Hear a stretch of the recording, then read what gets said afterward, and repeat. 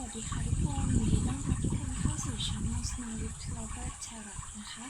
วันนี้เราอยู่กับเลือกกำไพ่กันเหมือนเดิมนะคะเป็น EP ที่17แล้วนะคะ17นะคะกับหัวข้อที่ว่าข่าวดีเรื่องการงานการเงินช่วงนี้จนถึงสิ้นเดือนนะคะข่าวดีเกี่ยวกับการงานการเงินช่วงนี้จนถึงสิ้นเดือนจะมีเรื่องราวอะไรดีๆเกิดขึ้นบ้างนะคะให้เพื่อนๆเลือกจากไพ่พระพิฆเนศได้เลยนะคะนี่เลือก3 กองเหมือนเดิมนะคะ3 กองนี้นะคะเราก็เรียงลำดับนะคะ1 2 3เพื่อนๆตั้งสติตั้งสมาธินะคะและเลือกไพ่ได้เลยค่ะแล้วเราไปดูคำทำนายกันค่ะไปค่ะ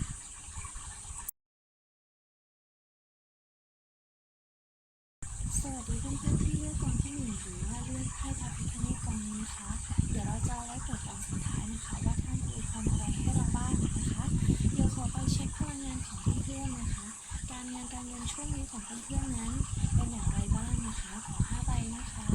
การงานการเงินรวมถึงการเรียนด้วยนะคะช่วงนี้เป็นอย่างไรบ้างขอ5 ใบนะคะเหรียญมุนก็มาเป็นวงเดิมแล้วนะคะทุกคนแต่ว่าใช้ขาตั้งกล้องอีกแบบนึงแล้วมันไม่เวิร์กนะเราว่านะโอเคขอ5 ใบให้กับเพื่อนๆชาวกองที่1นะคะการงานการเงินเป็นอย่างไรบ้างใบที่1ได้1 ดาบค่ะใบที่2 1 ถ้วยใบที่3 judgment นะคะ judgment ใบที่4 6 ถ้วยและใบสุดท้ายอัศวินถือดาบนะคะเพื่อนๆกองที่1เพิ่งจะเริ่มต้นการงานใหม่ๆหรือเปล่าคะ1 ดาบมาคู่กับ1 ถ้วยเลยนะคะน่าจะเพิ่งเริ่มต้นอาจจะเพิ่งได้งานหรือเปล่าเนาะแล้วก็อาจจะเป็นวัยกำลังสร้างเนื้อสร้างตัวเพิ่งเรียนจบอะไรแบบนี้ก็ได้นะคะแล้วก็เร็วๆนี้เพิ่งจะมีเรื่องน่ายินดีนะคะ judgment มองว่าเป็นเรื่องราวของการได้งานหรือเปล่าคะเพิ่งได้อะไรอย่างเงี้ยเนาะใบที่4นะคะถ้าหากเพื่อนร่วมงานของเพื่อนๆหรือว่าบริวารของเพื่อนๆเป็นคนที่เด็กกว่านะคะถือว่าเป็นเรื่องราวที่ดีหรือถ้าในที่ทำงานเพื่อนๆเนี่ยเป็นเด็กเข้าไปนะคะเป็นเด็กเข้าไปแล้วก็มีเป็นรุ่นพี่ทั้งนั้นเลยเนี่ยเขาจะให้ความเอ็นดูให้ความรักกับเพื่อนๆมากๆเลยนะคะแล้วใบที่5ค่ะเพื่อนๆกองที่1นะคะได้อัศวินถือดาบนะคะคือเราเป็นคนที่กล้าได้กล้าเสียกล้าเสี่ยงกล้าลุยเวลาเจอปัญหาอะไรเป็นคนที่ตรงๆและสามารถแก้ไขปัญหาเฉพาะหน้าได้ดีเลยนะคะถ้าตรงและใช้พลังงานของเพื่อนๆเราไปก่อนที่คำทำนายกันเลยนะคะว่าจะเกิดเรื่องราวดีๆอะไรขึ้นนะตั้งแต่ช่วงนี้จนถึงสิ้นเดือนนะคะในเรื่องของการงานการเงินนะคะขอ5 ใบเหมือนกันนะคะใบที่1นะใบเดิมอัศวินถือดาบใบที่2โอ้เดี๋ยวขอเรื่องราวดีๆสิคุณ8 ดาบกุมขมับเลยอ่ะ9 ดาบสิกุมขมับเลย1 ถ้วยอัศวินถือถ้วยPage of Wands Queen of Wands โอเคมองว่าอะไรที่เป็นปัญหาอยู่ตอนนี้ที่กำลังกลัดกลุ้มกลุ้มอกกลุ้มใจปวดหัวอยู่ตอนนี้นะคะ9 ดาบนะคะเพื่อนๆจะสามารถบุกจะสามารถลุยกับปัญหานี้ได้เนาะ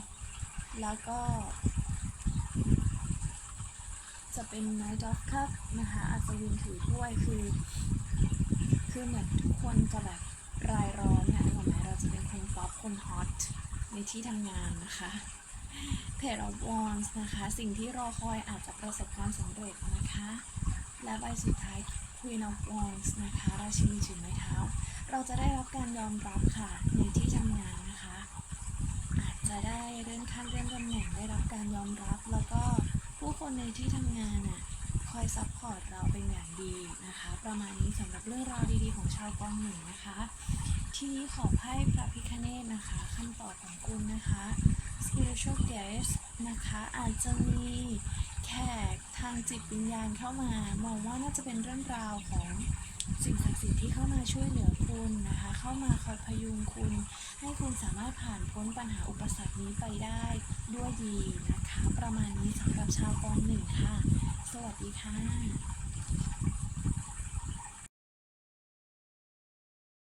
สวัสดีชาวกองสองนะคะหรือผู้ที่เลือกไพ่พระพิฆเนศใบนี้นะคะเดี๋ยวเราไปเปิดตอนท้ายนะคะขออนุญาตเช็คพลังงานของเพื่อนๆชาวกองสองก่อนนะคะพลังงานของเพื่อนๆชาวกองสองช่วงนี้การงานการเงินเป็นอย่างไรบ้างขอ5ใบนะคะ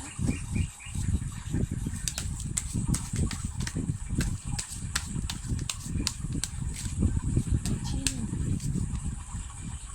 9 ไม้หนักใช่ไหมช่วงนี้ใบที่2 7 ดาบใบที่3 Date ใบที่4 2 ถ้วยใบที่5 8 ดาบกอง2ค่อนข้างหนักพอสมควรเลยนะคะใบแรกนะคะ9 ไม้คุณมีงานเข้ามาเยอะมากๆเลยนะคะแล้วก็แบบเหมือนกับว่าพยายามทุ่มเทให้กับการงานนะคะใบที่2ค่ะเกิดปัญหาอะไรบางอย่างเกี่ยวกับการงานของคุณนะคะได้ไพ่7 ดาบเนาะคู่กับ8 ดาบด้วยมันเหมือนกับว่าปัญหาคุณยังแก้ไม่ได้อะปัญหาที่เกิดตอนนี้ยังแก้ไม่ได้เลยนะคะแล้วคุณเนี่ยอาจจะเพิ่งจบเรื่องราวอะไรบางอย่างในที่ทำงานเนาะเดทนะคะอาจจะเป็นปัญหาบางอย่างที่เพิ่งเคลียร์ได้เพิ่งจบได้เนาะหรือว่าอาจจะเพิ่งจบโปรเจกต์ไปนะคะแล้วก็มีเรื่องราวของความรักเกิดขึ้นในที่ทำงานหรือเปล่าหรือแปลอีกอย่างนึงคือคุณอาจจะรักงานนี้พอสมควรนะคะทีนี้เดี๋ยวเรามาดูคำตอบเลยว่าตั้งแต่ช่วงนี้ถึง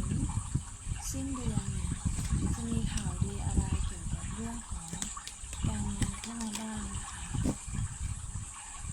ช่วงนี้ถึงสิ้นเดือนจะมีข่าวดีอะไรเกี่ยวกับเรื่องการงานสำหรับชาวกองสองนะคะ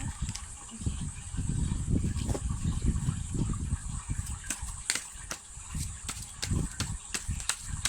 ขอ5 ใบนะคะข่าวดีของชาวกองสองขอให้เป็นข่าวดีจริงๆนะโอเคใบที่1ค่ะ3 เหรียญ5 เหรียญJustice 1 เหรียญและ Temperance โอเคดีเลยค่ะอันดับแรกค่ะเรื่องการเงินของเพื่อนๆเนี่ยจะดีขึ้นนะคะเพื่อนๆจะมีการหุ้นมีการช่วยเหลือกันนะคะในกลุ่มของเพื่อนนะคะแล้วก็ปัญหาการเงินตอนนี้เนี่ยมันจะได้รับความยุติธรรมนะคะปัญหาการมองว่าตอนนี้การเงินไม่ค่อยโอเคสักเท่าไหร่เพราะว่าได้5 เหรียญขึ้นมาคน2 คนนี้ก็คือเศร้านะคะเดี๋ยวมันจะได้รับความยุติธรรมค่ะอาจจะมีเงินเข้ามาเพิ่มขึ้นนะคะแล้วก็อะไรที่มีคนเข้าใจผิดในเรื่องของการงานหรือว่าทะเลาะกับใครอยู่เนี่ยเดี๋ยวเราจะได้รับความยุติธรรมนะคะและเพื่อนๆจะสามารถเริ่มต้นในส่วนของการเงินได้นะคะอาจจะมีการเก็บออมเงินในช่องทางใหม่ๆเพิ่มขึ้นหรือว่าพบวิธีการลงทุนใหม่ๆก็ได้นะคะและไปสุดท้าย Temperance นะคะเพื่อนๆจะสามารถบาลานซ์ชีวิตในเรื่องของการงานการเงินได้ดียิ่งขึ้นกว่าตอนนี้นะคะเป็นกำลังใจให้ชาวกลุ่ม2นะคะขอให้คุณรักตัวเองนะคะแล้วก็มีพลังบวกนะคะสำหรับไพ่พระพิฆเนศนะคะอำนวยพรให้คุณในเรื่องของ concentration นะคะให้คุณมีสมาธิในการทำงานนะคะสาธุค่ะ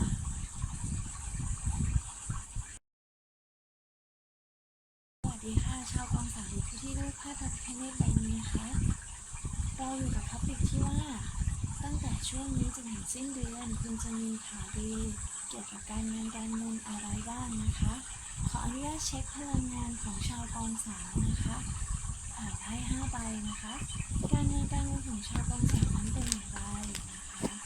ขอไพ่5ใบนะคะ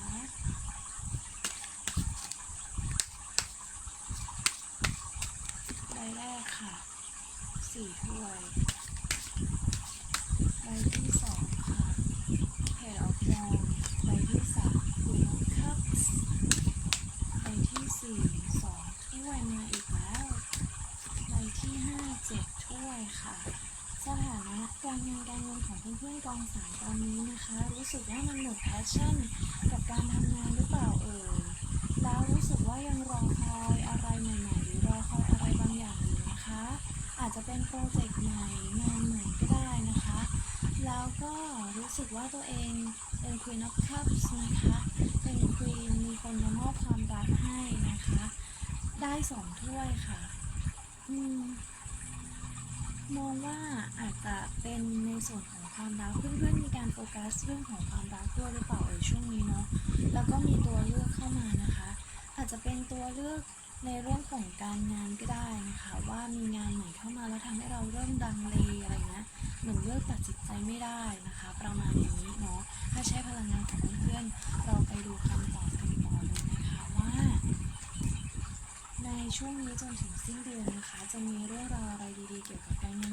เข้ามาบ้างนะคะโอเคจ้า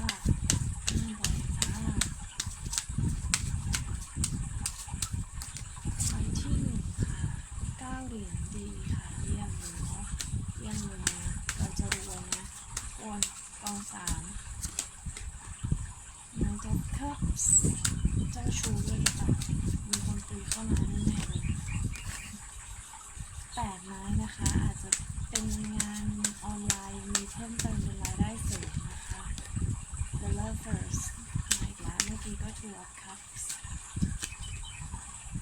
โอเค King of Pentacles ราชาถือเหรียญนะคะใบแรกนะคะตั้งแต่ช่วงนี้จนถึงสิ้นเดือนเราจะรวยขึ้นนะคะ9 เหรียญเยี่ยมค่ะอุดมสมบูรณ์นะคะใบที่2 Knight of Cups อาจจะมีคนเข้ามาในเรื่องของความรักด้วยนะคะอาจจะมาในทางการงานก็ได้นะคะแบบไปติดต่องานแล้วเจอคนถูกใจอย่างนี้เป็นต้นเนาะ